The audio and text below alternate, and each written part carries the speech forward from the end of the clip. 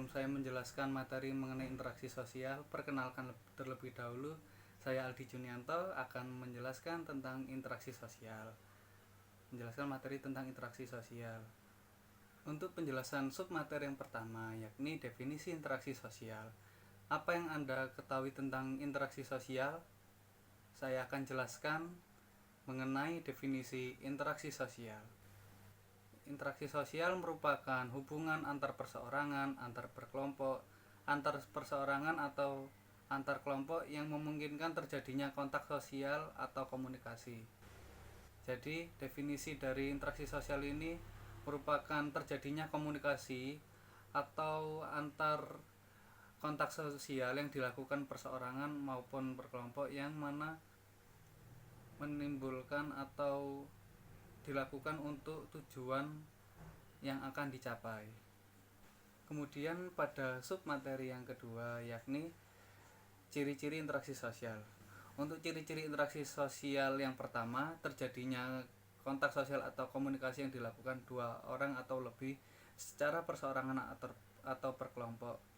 Dari terjadinya komunikasi ini, perseorangan atau kelompok melakukan komunikasi untuk menggapai tujuan masing-masing atau tujuan tertentu dari perseorangan atau berkelompok.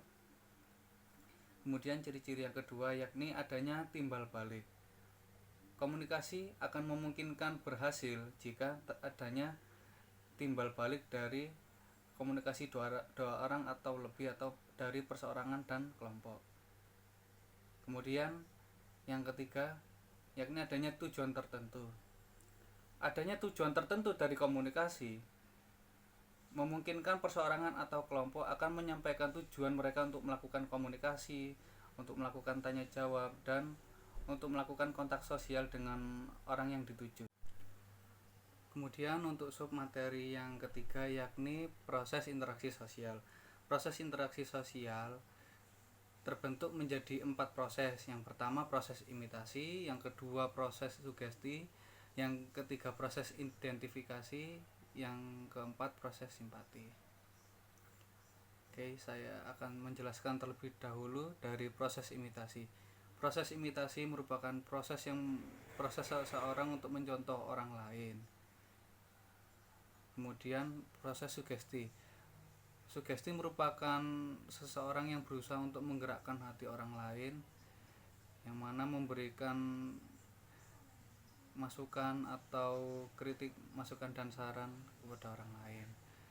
Kemudian identifikasi. Identifikasi merupakan usaha seseorang untuk meniru orang lain yang menjadi panutan atau yang dicontohnya. Kemudian simpati. Proses simpati ini merupakan proses seseorang yang dapat merasakan keberadaan orang lain dari posisi orang lain, perasaan, ataupun dan yang lain-lainnya. Untuk submateri yang keempat yakni bentuk interaksi sosial. Bentuk interaksi sosial terbagi menjadi dua, yakni proses asosiatif dan proses disosiatif. Proses asosiatif terjadi seseorang atau kelompok melakukan interaksi pada pandangan yang sama. Terbagi menjadi 3 proses, yakni kerjasama, akomodasi, dan asimilasi. Kemudian untuk proses disosiatif merupakan terjadinya seseorang atau kelompok melakukan interaksi sosial yang mengarah pada konflik, yakni terbagi menjadi 3 proses.